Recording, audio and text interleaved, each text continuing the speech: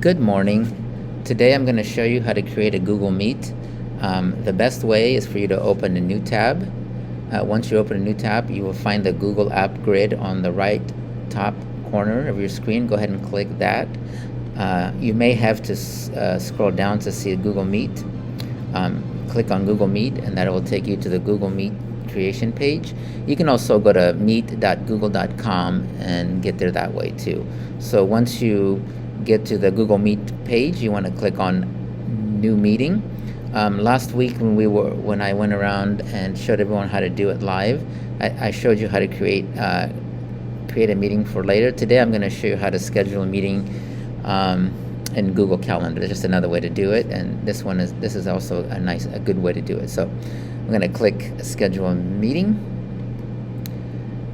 And then it comes up to a calendar entry. You want to put a title, for example, e-learning day, and then you would put a date, let's say September 11th, and then the starting time, that would be like for secondary, they will start their meets at 8 in the morning, so I'm going to go ahead and put 8 in the morning. I went way too far. Okay, 8 in the morning, and then it will end at 11:30. So once you have your date and your time set, you'll see your Google Meet button here to start the Google Meet. There's also, here's the URL you can copy, and so you can copy and paste it to put it on Canvas for your students so they can find you. But before you do that, we want to go into the meeting settings. Right here, there's that little cog. Go ahead and click on it.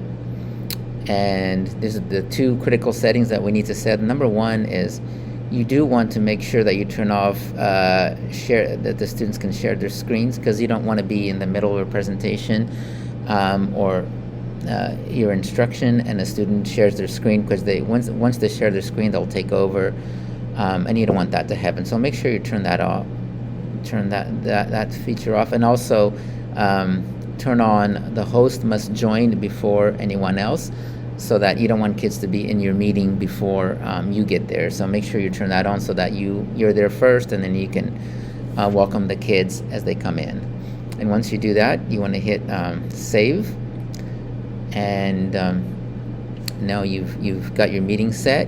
You hit save and it goes to your calendar, and that's how you create a Google Meet. It's super easy to use, and I hope you found this helpful. Bye.